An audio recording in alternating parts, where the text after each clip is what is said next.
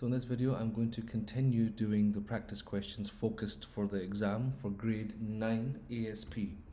We left off over here when we finished off this slope question. We're now moving on to, well, more graph stuff, but a little bit different ideas. We have a position time graph, very nice. It's asking you to describe the velocity. So now, because it's a position time graph, you can see that there's a straight line going up. This is a straight line which I cannot trace clearly. Straight line going up, that is a constant velocity. The velocity is not changing, the position's changing, but the velocity is constant throughout the whole motion. After 2 seconds, he does this. After 4 seconds, this. After 6, this. This is a constant change. That's why we have constant here. Now, for this graph, we should know everything. So this question specifically asking for a decreasing velocity. If you remember from before, we were looking for a slope that is decreasing. So if I want to figure this out, well, let's check everything first.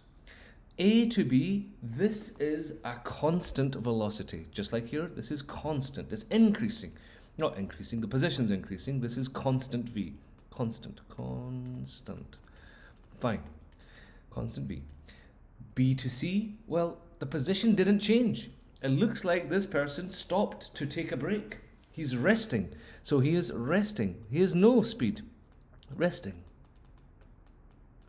And then he continues moving again, but the graph is starting to kind of curve and slow down. It looks like it's tailing off. The position is no longer constant. The speed is no longer constant. It has got a speed because he clearly is moving, but it looks like he's slowing down. Looks like he's slowing down to turn around. So in this case, because of this curve, that is a decreasing velocity. That's why the answer is C to D. And then after that, he looks like he turned around and went back the way he came. And now this is a straight line. D to E would have been a constant, again, same here, constant V as well, but negative, which is in the opposite direction.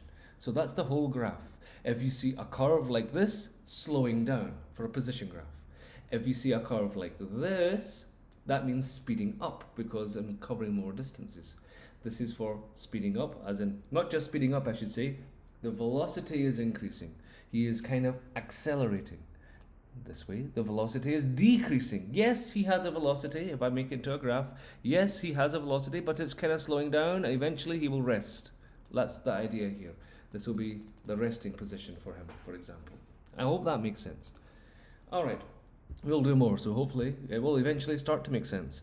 Now, which of this is a constant negative velocity? Now, I kind of went and just explained it to you already in the previous one. Let's go through everything. They're all straight lines, so the speed is constant and there's no change of speed. It's either going to be constant or it's going to be at rest. Let's have a look. This is changing my position positively. I'm going in the positive direction, so that is a constant speed. Then he rested, took a break, and now he's coming back towards the origin, and this is going down. Down is negative, constant negative, starting from over here, which is about, oh, that's a terrible line, 15, all the way to 40. Then it becomes positive again. Yes, it's in the negative side. Yes, you could say the position's still negative, but it's going towards the positive. It's getting bigger and bigger. So constant negative, simply put, between 15 and 40, which is why this is the answer. Now over here, compare the velocities of the boys in A to B and D to E. Well, you can say a couple of things here, can't you? First of all, this is positive, going up. This is negative, coming down. So you can mention that. You can talk about the slope. This is a bigger change in position over the time. This is a smaller change in position. So this is faster than this. Those are the two things that we can say. You can compare them all as well. You can even say, okay, well, if it said something about BC, you would mention BC is at rest. It is not moving. There is no velocity between B and C. C and D is similar to A to B. It is increasing. It is positive. So the constant positive velocity. Okay, very good. Let's move on to the next thing. Position time graph. Now, what are we trying to find? The final position of the object. So, after this certain time. Okay, well, I can't really see into the future because it's not there, so we have to figure it out with a calculation. Actually, there is a very simple thing we can do. If I calculated the slope I can find the position. We already know the position is speed multiplied by time. I don't have the speed right now. I can find it from the slope, by the way. Slope. Let's do it. Rise over run. That's an E. And that's an O. Rise over run. Let's do it. Y2, Y1, X2, X1. Okay. Y2, 20.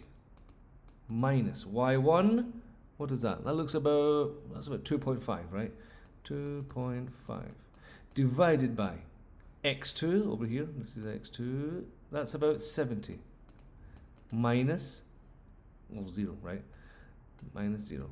So, putting that into the calculator, let's check. 20 minus 2.5 divided by 70, I will get 0.25. My speed is 0.25 meters per second. Great. Speed times time. 0.25 multiplied by 100. However, I didn't start from 0, did I? I started here.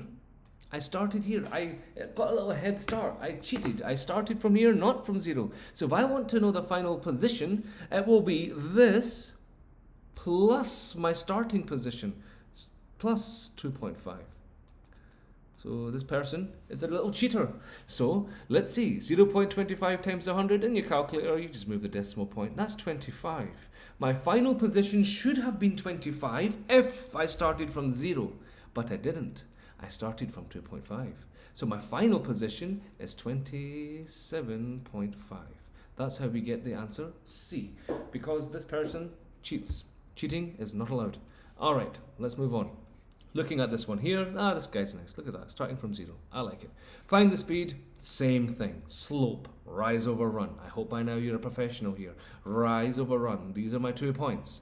Rise is the Y, 12 minus 0, divided by run, 8 minus 0. 12 over 8, 1.5. Now, according to this, 2 graphs, 2 walkers, you're comparing them. Well, just looking at it, I can see Raoul is faster than Kin because the slope is steeper.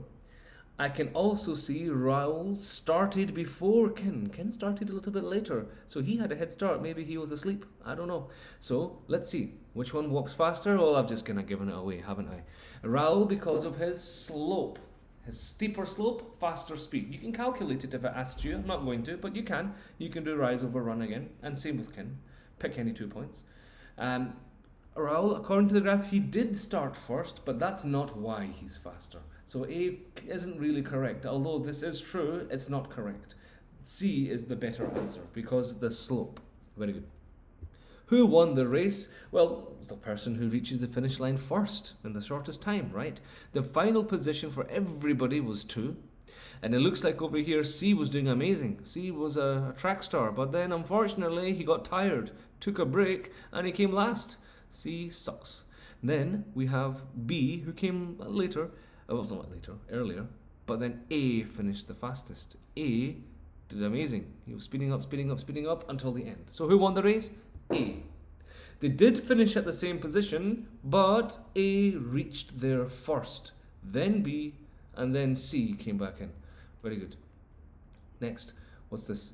We have position time graph for 2 joggers. Again, that's fine. Which has a higher speed? Again, no problem. This one. Bigger slope, faster speed. Smaller slope, slower speed. That's all you need to mention. Red has a steeper slope, bigger slope. Write it as you like. Next, it says, will he catch up? No, he won't catch up. The speed is going to keep getting bigger. His speed is going to get bigger, but he's getting faster and faster. Well, not faster and faster. He's going further and further away. He will never catch up with him, unfortunately. This is going to keep getting bigger and bigger. How far apart were they at 2 seconds? Well, let's find out. Here is 2 seconds. There is the blue jogger, and there is the red jogger. Red jogger reached 4 meters. The blue jogger only reached 2 meters. So the difference between them at 2 seconds was a difference of 2 meters. 4 minus 2, 2 meters. Very nice. After this, we're going to move over to this acceleration questions. I will quickly go ahead and do this one for you. And then I will stop. This is finding the acceleration formula, the first out of the three equations of motion. And it's the same one for these three. If you remember the equations of motion, I will write them out and I will continue them in the next one. As V final equals V initial plus AT. There's two more, I'll write them. X equals VIT plus a half AT squared. And then we have V final squared equals V initial squared plus 2AX. That's a 2. This is 1, 2, and 3. There is actually 5 to be honest, but 3 is all you need. Anything else, you don't need them. You can solve everything with these 3. Now, specifically here, it looks like we're just needing the acceleration. So we're just having this one over here for all 3 of these questions. It's asking for A, acceleration. How long will it take? I want T. Acceleration again, we'll use this formula. So in this case, let's go ahead and do it. We want, what do we want? If it slows down at a constant rate, how long? We want T, fine. VF, what is the final speed? Let's have a look. This is a starting speed, I will call that VI. This is time. How long will it take to reach this speed? That's VF. And then we have acceleration, that's A. Okay, fine. VF, I'll just write it out here. VF is 20 equals VI 100 plus A, which is 5, multiplied by T. You could do shift solve in your calculator. I've made a video on how to do it, or you can rearrange the formula. Either way, just to speed things along, you should get the answer 16. Over here, we need to find acceleration. I need A. I have a starting speed, so I like to label it so I know what's going on. And then 4 seconds, that's a time.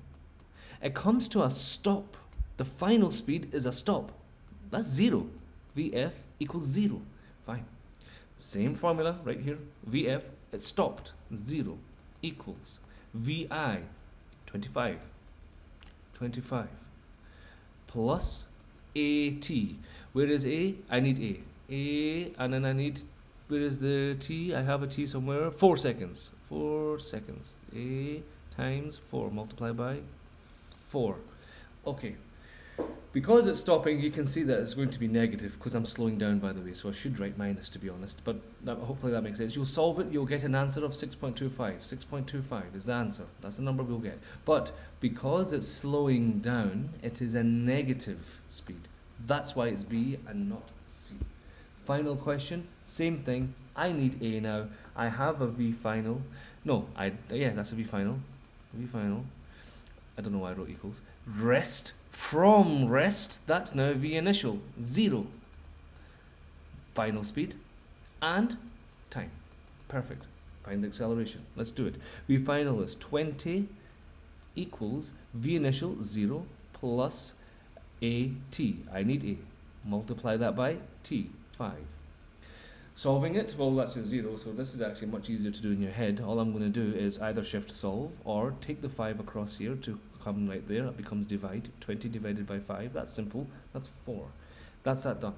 I will stop this video and move on to the next one in the next video.